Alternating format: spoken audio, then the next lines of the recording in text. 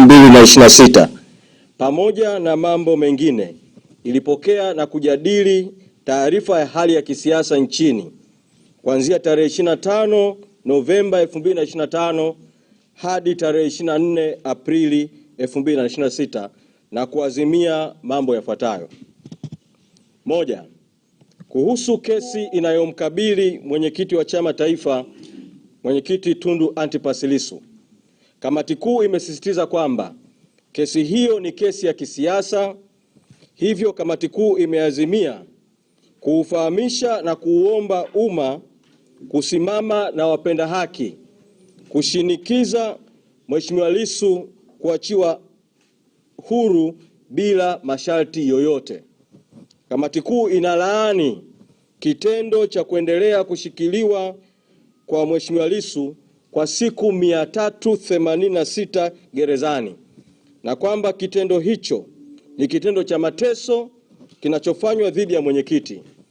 Tunatoa wito kwa Jaji Mkuu kuuelezea umma kuwa ni sababu zipi zinafanya kesi ya mwenyekiti haijapangwa tarehe ya rufaa na ni lini itapangiwa tarehe ya kusikilizwa.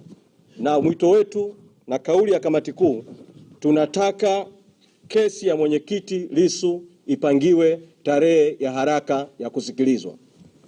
Pili, baada ya kupokea taarifa ya hali ya siasa nchini, kamati kuu inaendelea kusisitiza kwamba hakukuwa na uchaguzi uliokuwa huru, haki, wenye kuaminika na halali Oktoba 29, 2025 na kwamba wanaoitwa viongozi hawakuchaguliwa na wananchi. Hivyo, kamati kuu ya chama inaendelea kusisitiza kuwa watawala waliojipachika na kujiweka madarakani ni haramu na hawana ridhaa ya wananchi. Katika hali hii, kamati kuu inaendelea kusisitiza msimamo wa tarehe 12 Disemba 2025 unaendelea kuwa ndio msimamo wa chama na wanachama na chama vile vile kwa niaba ya wananchi. Tatu, kuhusu yaliyotokea tarehe 29 Oktoba 2025, kamati kuu imeazimia kwamba wale wote waliohusika kuratibu, kufadhili na kutekeleza mauaji dhidi ya raia wawajibishwe bila kujali nafasi zao. Wakuu wa vyombo vya ulinzi na usalama wawajibishwe kwa kushindwa kuwalinda wananchi na kutuhumiwa kuhusika katika mauaji hayo na kushindwa kuzuia mauaji ya wananchi wasiokuwa na hatia.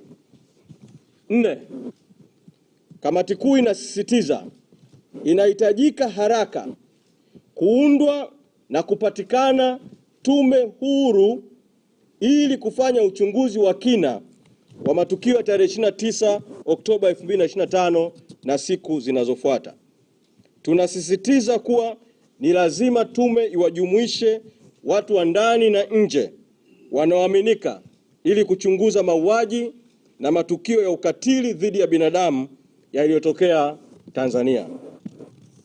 Tano, kamati kuu inatoa pole kwa familia zote zilizokumbwa na vifo vya tarehe 29 Oktoba 2025 na tarehe zilizofuata. Kamati kuu, pamoja na kwamba inatambua kuwa maisha ya binadamu hayawezi kulipwa kwa fedha, lakini inasisitiza kwamba familia zilizopoteza wapendwa wao walipwe fidia, ikiwa ni kuonyesha utu na kutoa pole kwa familia husika. Sita, kuhusu mchakato wa katiba mpya. Kwa kipindi kirefu, Watanzania wamepata matatizo makubwa yanayotokana na katiba tulionayo.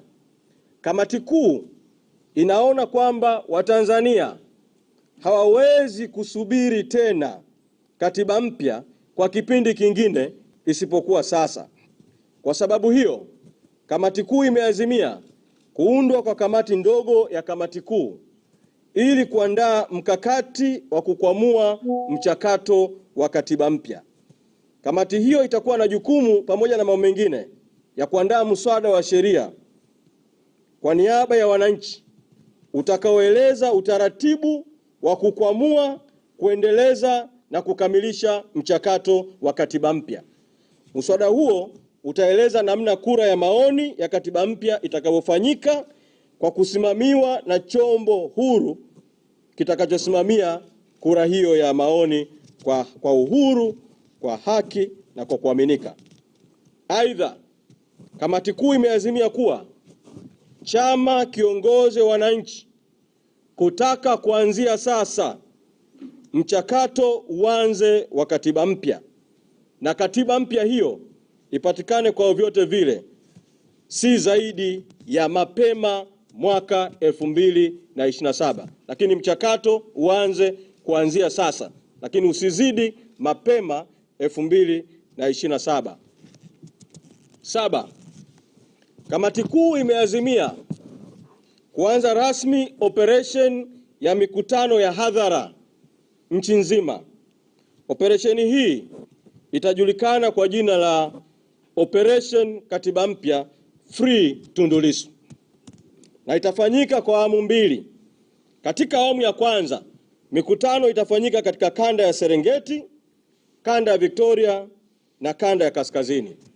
Aidha, operesheni hii ya awamu ya kwanza itaanza wiki ya 3 ya mwezi wa 5. Kwa hiyo mwezi huu kwenye wiki ya 3 tutaanza moja kwa moja operesheni ya Katiba Mpya Free Tundu Lissu kwa kufanya mikutano ya hadhara katika kanda 3 kwa mfululizo. 8.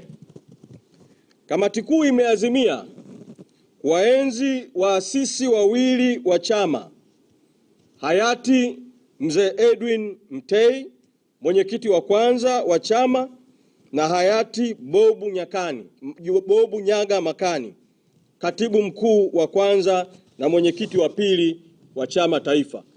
Azimio hili limekidhi kupitishwa kwa azimio la mkutano mkuu wa chama wa tarehe 21 Januari 2025 na ahadi iliyotolewa na viongozi kwenye msiba wa muasisi wa chama hayati Mzee Edwin Mtei. Na hivyo kamati kuu imeazimia jengo la makao makuu ya chama Mikocheni, Dar es Salaam litaitwa Edwin Mtei House, na jengo la makao makuu ya zamani ambayo sasa ni makao makuu ya mabaraza ya chama ya Bazecha, Bawacha na Bavicha Ufipa Kinondoni, Dar es Salaam litaitwa Bob Makani House. 9. Kutokana na kupanda kwa bei ya mafuta nchini, kamati kuu imeazimia chama kiwaongoze wananchi kudai hatua za haraka za kimkakati ziweze kuchukuliwa, ikiwa ni pamoja na kupunguza utitiri wa tozo ili bei ya mafuta iliyopanda nchini iweze kushuka.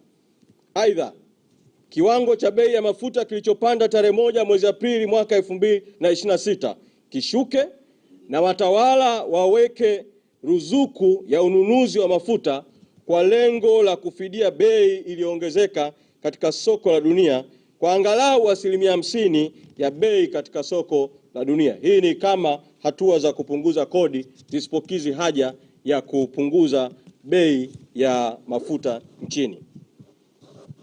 10. Kamati kuu imeazimia kukaimisha nafasi za makatibu wa kanda zilizo wazi. Yohana Rugembe Kaunya ameteuliwa na kamati kuu kukaimu nafasi ya katibu wa kanda ya Kaskazini. Mchakato wa kukaimisha katibu wa kanda ya Kusini unaendelea na utahitimishwa kwenye kikao kijacho cha kamati kuu. 11. Kamati kuu kwa kutumia mamlaka yake yaliyoko kwenye ibara ya 7.716(o) ya katiba ya chama imewateua ndugu Godbless Jonathan Lema na ndugu Salma Kasanzu kusimamia shughuli za chama kwa kanda ya kati yenye mikoa ya Dodoma, Morogoro na Singida kwa kushirikiana na kamati ya uongozi iliyopo hadi uchaguzi wa kuziba nafasi zilizo wazi katika kanda hiyo utakapofanyika. 12. Aidha, kamati kuu kwa kupitia ajenda za kikao husika ilijadili na kupitisha maazimio mengine mbalimbali ikiwemo masuala ya uchambuzi wa ripoti ya hotuba ya tume batili ya uchunguzi wa matukio ya Oktoba 29 maarufu kama ripoti ya Chande, na kupitisha maazimio mbalimbali ambayo chama kitayatoa kwa umma katika hatua ya baadaye. Na nitumie fursa hii kuwatangazia wanahabari kwamba hatua hiyo ya baadaye ya uchambuzi wa ripoti ya Chande na utoaji wa maazimio mengine ya kamati kuu, kwa haya ni maazimio ambayo tumeanza kupakua tu katika yale ambayo yameamuliwa na kikao cha kamati kuu cha siku 2. Kwa hiyo hatua ya pili ya kueleza maazimio zaidi ikiwemo uchambuzi wa kina wa ripoti ya tume ya Chande itafanyika siku ya Jumanne ya tarehe 5 mwezi wa 5 saa 4 kamili hapa makao makuu ya chama. Kwa hiyo nitumie fursa hii kutoa mwito wa wazi kwa wanahabari wote kuja siku hiyo kwa ajili ya kufuatilia maazimio mengine ya kamati kuu ambayo tutayaeleza kwa umma na uchambuzi wa ripoti ya Chande.